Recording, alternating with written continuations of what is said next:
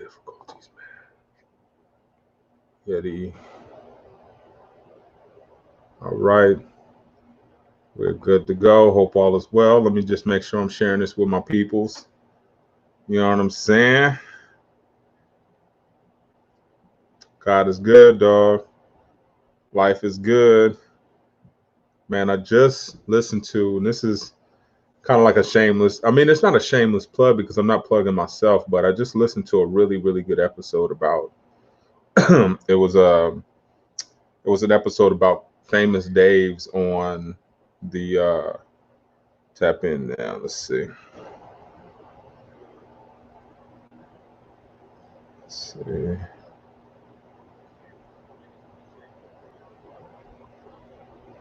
I'm not pausing, but I am just so I could share that.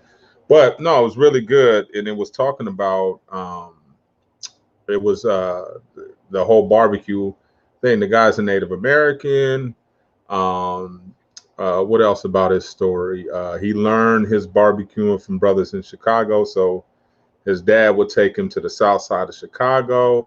Just a really, really good story, and I love the barbecue sauce, and I wondered why because when you look at it, it's got some black influence on it. So that was one of the reasons why. But it's an amazing podcast. It's called How I Did This by with Guy Raz, and he's got a book that I'm about to get on the New York Times. It's supposed to be on the bestseller list, but it's talk. Basically, what he did was chopped up his podcast because he interviewed another good one was Carol's daughter, and he talks about how they basically started their businesses from scratch and how they developed it into something else. So he turned to hobby. Famous Days turned to hobby because he's responsible for bingo, like big game and bingo and stuff like that too. And he talks about that in that story too. But one of the more interesting things was that he used that hobby and transitioned it into something, that we know now is, Famous Days. But he talked about how he didn't like the fact that what their expansion did once he went public. So be careful in growth. This is the thing that I warn, a lot of people about growth. Growing fast is a lot. And when you see people growing fast, you automatically think they're making a lot of money. But more money, more problems. Along with that, more responsibility, more bills. So just think of and Seth Godin, even talked about that as well. Think about what you want in result wise, right? Do you want to be Jeff Bezos? Do you think Jeff Bezos has a lot of time to do free stuff? Probably not. And you don't put these things in perspective when you're developing your plan or looking like, we're always looking to the left and to the right of who's doing what. And I'm starting to pay a little bit more attention to the gray people, the people who have gray hair, and what are they trying to do with life at this stage? I don't see them running around trying to, create things. And in this rat race, I see them hiking. I see them enjoying life. So I'm like, I think that's the key right there, kind of what they're doing, and we don't really necessarily look at them for wisdom and how they don't know what they're talking about. Well, they've lived the life already. So what they're doing towards the end of it is pretty critical. And whatever you see them doing at the end of it is probably some stuff you need to be doing in the middle or the beginning, right? Enjoying this stuff, not getting into the rat race, because we all do that. I have to achieve, I have to achieve, I have to achieve rat race. And that turns into just that. You know what I'm saying? It never stops. Achievement it just never comes to an ending, right? There's no, uh, how should I say, there's no prize, right? So, really good episode. Check it out. Guy Raz on more podcasts. And I know we have a podcast, but it's okay to talk about other podcasters and what they're doing. So check that one out, Famous Days. But yeah, man, the weekly tap in, man, we got a new president. It's whatever, I don't, I'm not, supporting or talking one way or another. I think it's a good look for, and that's the thing. These are looks, like whether things are going to change or not. I don't want to be that skeptical guy, but I'd rather rely on my hands at the dice game rather than when somebody else is doing side bets. You know what I'm saying? So we just completed our latest episode 18, with Ellis White, man. He does credit, owner of Autodactic or let me I can never pronounce it right, So I know I'm marking it, but I'm gonna put it in the comments. But anyways, he does business credit, and when I got him on there, that's what we're talking about. Talk about his his ventures in the different areas of business, but more importantly, why he rebuilt his personal credit. Talks about the real estate that he owns and how he's he understands the game now. He understands where it's at. Why he chose to leave cannabis alone, because a lot of people are jumping in it. And if you've been selling D for a long time, well, I've been selling D since the damn 80s, dog. I don't want to sell nothing else. You know what I'm saying? Like, people are like, oh, why aren't you getting cannabis? Man, that thrill is gone, homie. I've done that already. You know what I'm saying? So it's not, I don't have that excitement to, man, I want to hit the streets and go pick up this bread. I'm like, man, I'm trying to be at the house making pizza with my kids. That's where I'm at now. That's what stage of life I'm in. I'm not at that, let's rock and roll, let's go down. Nah, man. You know what I mean? Especially if you've been running for a long time. If you haven't done anything for a long time, like it doesn't apply to you. I get it. But if you've been at it for a minute, dude, you're over it. And that was one of the things that he said. He was like, dude, I don't want to do this, anymore. Me neither. I'm not interested in that. I don't have, I'm not missing anything from the game. Right. And a lot of people are, and that's the problem. They miss things and they go chasing it. I know a few cats out there right now chasing it. Like, I'm trying to get it back. You can't get it back. You might as well, that road's gone. There's somebody new in your position, dog. Probably 3 or 4 times. That's over with, homie. And that a lot of people, that's hard to come to terms with. But not me. I understand transitions, right? I understand I'm not the same young pup that I was before. The faster we come to that realization, the better we can move on to our next phase of life.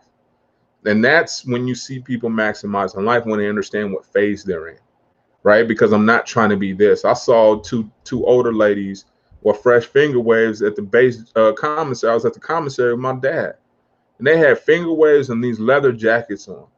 And I'm sitting there looking at them, and I'm like, you guys have been rocking this style since the early 80s, probably late 70s. And you guys are probably in your 30s at that time. So your money was right. You could go get your finger waves done. And you've been rocking like that ever since. And I saw that in them. And I said, okay, cool. But obviously they still want to rock like that. It didn't graduate. It didn't say, okay, this is what ladies my age are doing now. Or this is what got it. And I understand, don't define yourself by that. But at the same time, it's okay to be okay with that. And then still, like E40 said, I'm an old ass youngster. And that's the realest statement I've heard lately. I'm an old ass youngster. You know what I'm saying? And that's how I am. I'm an older cat, but I'll still get down on the PS with my son, right? And I'm gonna still get down and play this. I'm gonna still do this. I'm gonna still bump E40. I'll just bump that Jeezy just dropped with Yo Gotti. All right, and these cats are my age too, and they're still making hip hop records. So age is subjective. But I've been knowing this brother Ellis for 30 years, over 30 years, man, since we was in San Diego, over 30 years. And I've watched him blossom into the man that he is today. And now he's got such a giving spirit to where he's trying to enlighten brothers, man. Like, come get at me. And you'll hear it on the podcast. I'm almost finished producing it. You guys will hear it on the podcast, what he talks about and kind of what he's offering. Get at me. Here's my email. Here, you want to know? Here it is. And he flipped it, gave me the whole game on credit. So I learned everything from him. I know I got everything in my email. I mean, on my computer in a file. He gave me everything: the letters, the challenge letters, the first, second, what to go, the court stuff, the file, all that. Here, you know what I'm saying? All I left for him was a book, The Automatic Customer. I remember that. Shout out to the Automatic Customer and Ellis, man. Appreciate that. But as you see, we're trying to deliver better content. So, like I said, I'm trying to get my homeboy Weezy to get down with me to talk to me about these gaming tournaments, because that's another opportunity. Credit is a great opportunity. These are revenue opportunities for you hustlers in the street that don't require anything. Don't require you to do a background check. Don't require you to pass all this different stuff. These are things that you can walk right into. And You can position yourself. All you need is for a gaming tournament. Well, I understand the systems, get the systems, start to build your database of people who start with 1, 2 systems.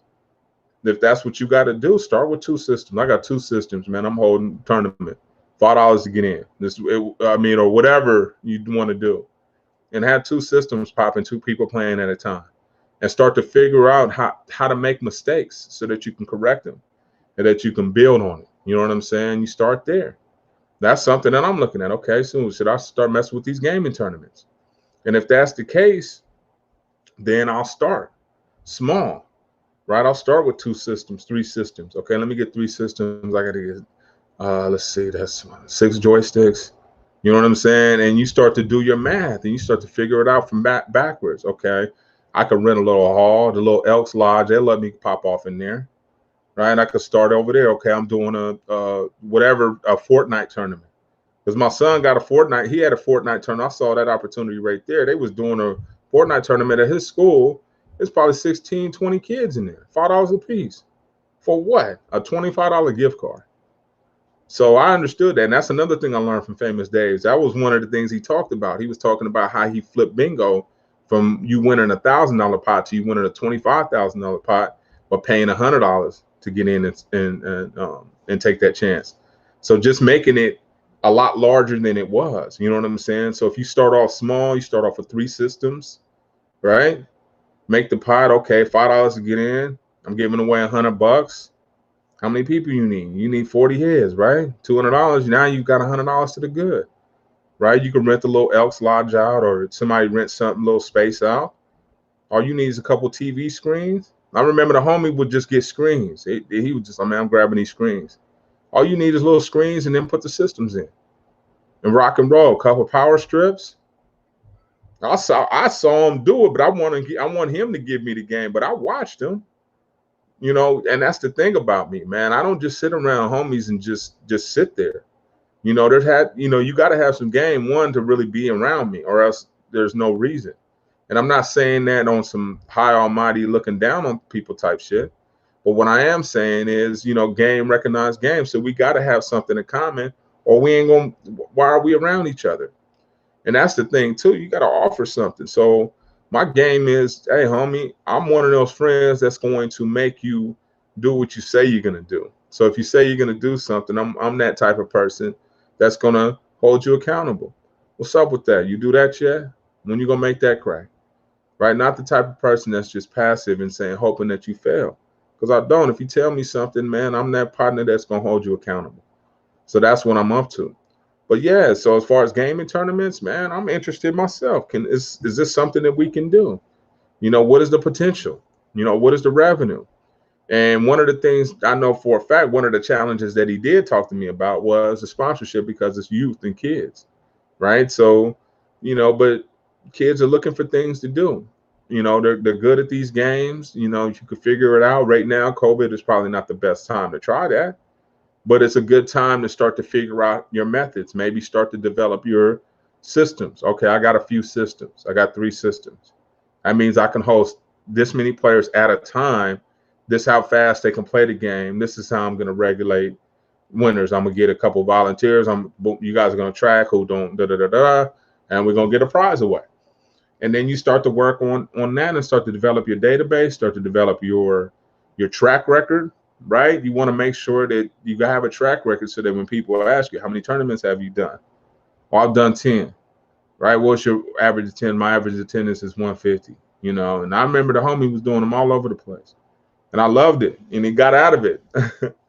But he still had the game. So when I look at that, man, and I look at cats like Ellis when they're talking about business credit, DUNS numbers, EINs, LLCs, right? All these different acronyms that sometimes sound like a foreign language until you pick up your phone and actually do a legitimate Google search. You're not as intimidated, right? There's no game that needs to be sold. That was one of the things that we talked about, right? These cats always got these, everything's $1,000, right? $1,000 buy my system. What system, dog? What system, homie? What system are you talking about? My lot, how to beat, you know, No, your system is getting me to give you $1,000. That's your system. and you'll tell me how to get somebody else to give me $1,000, right? So you're going to charge me $1,000 to teach me how to ask somebody for $1,000. That's your system. But there's no system, and that's the mistake that we make. We believe in it's got to be easy, right? Nah, this shit is hard and long and lonely at times, and you come into roadblocks. This is the game, man. It doesn't just stop with the game. God just made a post earlier. The game raises your blood pressure. So does business, because you'll go through things, right? When he's talking about keeping on the same page as Famous Days, he talked about he had some type of plant business, and it was a storm in Chicago that wiped him out. The storm that brought in so much snow, and it was just bad for months, and it wiped him out. So things happen, right? Things that are out of our control, external things, right? Environmental things that are totally out of our hands. COVID, we couldn't have planned for this. I don't care how good of a business person you are, right? So if you were launching something, you don't know that this is not the right time to do it. There's no book of science on that. So I love when I see these cats talking about the stock market. Predict my ass, man. Really? Right? The best thing to do is put your money in something and let it sit. The game, ultimately, over time, the market goes up. So if you got time, you don't need cash right now, yeah, you can play the market. Anything really a crack outside of something that's about to go out of business. And a lot of times they get gobbled up by something else. So that's not, they try to, man, please, man, these cats. And that's what I'm saying. The more you're around that type of game, more you're around these cats, the more you're around these. I was on a call with a guy he's just always, he's the market. The markets, when the markets are down, he was busy. Markets are up, he's busy. And I'm like, man, come on, man. And I mean, I get it, that whole, I gotta look important and be busy to seem like it. And not always, homie, because I'm like, I remember having, I gotta do so many things. I gotta look busy. I gotta look important. I gotta sound important. My title has to be important. Oh, that's a bunch of BS. And it was the book called Awareness by Anthony DeMello that kind of taught me that. What are we really doing? What does a title really mean? What does it mean? You're the CEO. Whoop-de effing do. Who cares? You know what I'm saying? Only thing that matters to are your employees. Outside of that, who gives a shit? So that's the thing, right? We get caught up in the titles. We get caught up into jobs. We get caught up in all these things that quote unquote supposedly define us, right? Until we look at the silver foxes that I talk about. They don't talk shit about their titles. They don't care because it doesn't matter at that time. It matters when you're competing against somebody else and it's a status check. But outside of that, it doesn't. Who cares? What is a title? What does a title actually mean? I'm such and such. Does that mean I have such and such car? What is, and you know what I'm saying? It doesn't, when it's all said and done, only thing you have is legacy. That's it. What did you do for somebody else? Right? And you ain't remembered for the types of cars you have. You're not remembered for your house. You're not remembered for your job title. You're remembered for the people that you helped. That's who remembers you. How many lives you've changed. What kind of dent you put in the universe. That's how you're remembered. Right? And we spend so much time on this materialistic stuff. We spend a ton of time on it. Effort. We're willing to cut people off over material. And look at the older people. Does it matter? They don't care. They just give all their stuff away. They're trying to figure out who to give it to because you can't take it with us. But what you can do is leave a legacy. You can have an impact on another person's life. You can change someone's future, right? By changing yourself. You can change the trajectory of everybody else who comes to come to your family from this point on. This is the standard that we're at. This is what we do now. This is the tradition. You can set tradition.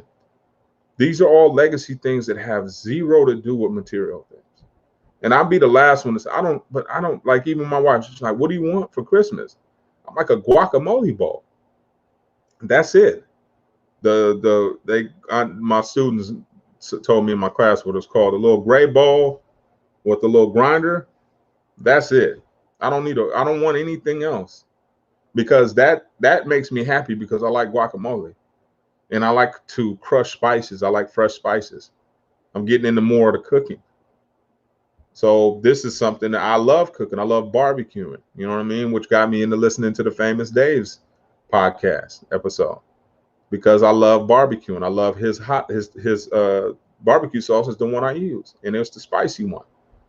But yeah, that's what I'm getting into now. So I don't want because I've had all that, and it didn't give me any satisfaction, but guacamole does, right? And being able to make guacamole on my own really does. And it's these small things, right? Taking it back to Marie Kondo, right? The small things, Spark Joy, another good book. You guys got to get your reading up, man, for sure. Spark Joy by Marie Kondo. The things around you should give you joy. And if they don't, you need to get rid of them because they still occupy some type of space in your mind. And that's the thing, man. You know, when we think about, our surroundings, that's why our environment is so important. Not only our environment from a space standpoint, but who we're around as well. Thoughts, get into different conversations and routines. Right now, I'm implementing more of this kickboxing class, right? So I did pop it up on YouTube with my boxing gloves on, and I get down in my living room, love it, right? But then I move to yoga. So I have the freedom to choose whatever I feel like doing, but it's all empowering to me, right? Because it's still part of my physical routine. So tomorrow I may do pull-ups tomorrow, right? But I still have to do something physical pretty much on a day-to-day basis. I write on a day-to-day basis, or at least try to do something related to my research. And I'm focusing on different things that are going to really more secure my legacy, more importantly, than make somebody envious of me, right? Because it seems like the more material things, the more accomplishments you get love, but you get that envy too, right? And I'd rather get my respect, right? And seems like respect is done through deeds, done through accomplishments, but also looking out for other people, right? So that's the main thing. And I think that the best way you can look out for someone is becoming better, right? Because then you become a resource to them. Not just somebody to call, but when they call, they get juice from, right? They're getting information, they're getting how-tos, Cat slid me a barbecue recipe, whatever, book suggestion. It's just juice. Every time you call them, you're like, man, let me just get my notepad out. That's the kind of person that I want to be. So anytime, whether you like it or not, or whether you are ready for this information or not, you're going to get it anyway, right? Or whether you write it down, because that's what I am. And if you're not ready to pick up the Swiss Army knife, or you're not ready to pick up that kind of friend, relative, or whatever, I understand, but that's who I am. And when you do need it, I'm gonna know more than I knew the last time we talked, right? Because I'm constantly trying to learn and expand on things. Every time there's an opportunity to learn, I'm taking it because that's a gift from God. And that's the part we really don't get. I did a meme on this commercial, and the guy's in the middle of the desert, and like he runs across this water. It's his brother. He run across this water, and he goes, "Water? Why?" And the guy comes from the helicopter and gives him this flavor. The flavor is water. Nonetheless, it was really important to look at what that represented in terms of that's what God does. God gives us water, and we just look at it like it's crazy, right? We don't recognize the gifts. We're constantly chasing the fool's gold of the enemy, which is shiny. It looks cool. Like there's this cat on Instagram just shows guns and gold all the time, and I'm like, man, that must be intriguing to certain people, man, because that's all you talk about. But it's cool. That's his hustle. I ain't mad at it, but I'm like, well, damn, man, is there a little overkill in that sense? But it's shiny. It's attractive, right? And a lot of stuff that I say is not shiny or attractive, right? But if you apply it, it should work for you, right? And I'll even backtrack that because advice is subjective. This worked for me, right? This worked for me at this time, which very well can be serendipitous, could be some lucky shit. And this is a lot of times where I would wish more successful people would attribute their success to pure, man, I was just in the right place at the right time. I don't have no idea how that happened. It had to be God. I have no idea how that happened. I wasn't ready. Not me. But nobody admits that. They'll say it's them, write a book, and then the book doesn't work. And you're like, dude, that's why you see people, they write one book, and the follow-up books usually don't have the same muster. because you can't. It's a lot of it's a one-off, right? But we don't want to admit that because then we feel like it takes away from us when it shouldn't feel that way, right? We get lucky, shit. We get lucky. It was, man. I don't know how I did that one, man. Like even with the work, I wasn't excellent at selling work. Who was, man? I was great. Just because I didn't get cracked, I was just lucky.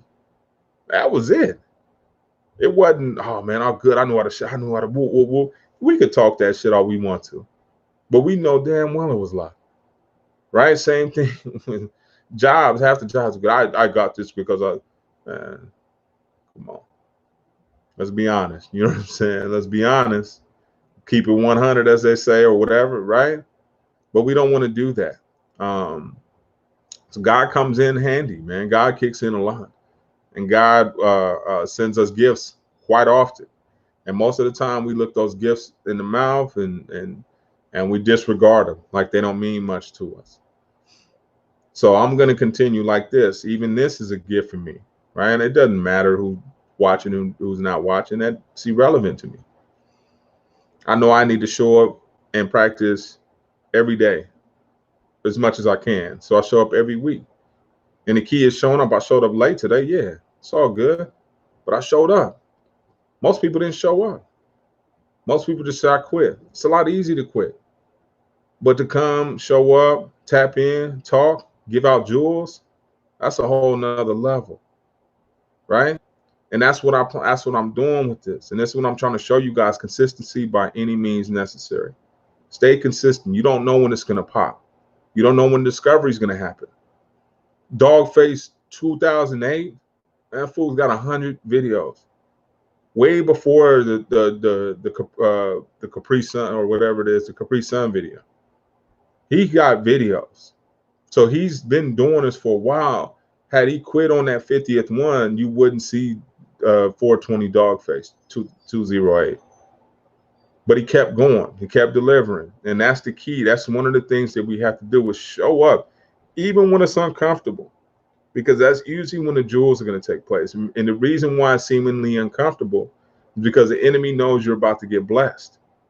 Then that's the problem. So he don't want you to show up. He's trying to discourage you by any means necessary. Please don't show up. It ain't shit, man. You're going to learn that anyway. You can just, such and such going to be there. Try to talk you smooth out of it. Man, you don't need to go to class today, man. No, forget. You don't need to exercise. You good. You remember you did that stuff. Yeah, just average it over the next 2 days, man. You should be straight. And he starts to come up with all this logical BS that we digest. We constantly die. Oh, okay, cool. I'm with that. Yeah. I'm going to just chill, man. Nah, get that ass up and go. Wherever it is, get that ass up and work out. Whenever it is. Doesn't matter if it's 11 o'clock at night. If everybody's sleeping and it's the opportune time to pop that video on, you don't have any gloves, so what? Don't let anything stop you, especially some BS excuses, because that's what he's going to come with. The enemy delivers a book of excuses every time you're about to go after your dream. Every time. He delivers the book of excuses to your door. Here goes a nice fat ass book of excuses for you to start your day. Here you go. And we bite, right? We like, okay, so what? Nah, I don't feel like, okay, maybe let me just do the, no. You're cracking, especially whenever you feeling uncomfortable. It's raining outside, it's windy. It was windy the other day. My son was like, let's go at the pull-up bar, Dad. I'm up there smacking them. Why not? We out here now. So don't let anything get in your way, ever, right? And work on legacy. Those are the 2 takeaways today. You guys will be hearing episode number 18 relatively soon. Should be produced by, I would say, by tomorrow. Look for it on iTunes or wherever you guys hear our podcast, but it is going to be dope. Check it out, man. Learn about how to build your business credit, and definitely get in contact with my brother, man. He gave a lot of game, talked about real estate, the equity game. So there's a lot of opportunity there for you to take some good notes and learn. So tap the F in, man, and check us out. Look for it. You guys haven't left us a review, man. Leave us a review, man. We need that, man. We need that, man. So tap in, man. Drug Leaders to Businessmen podcast. Dwayne Cofield signing off. It has been a pure pleasure, and I will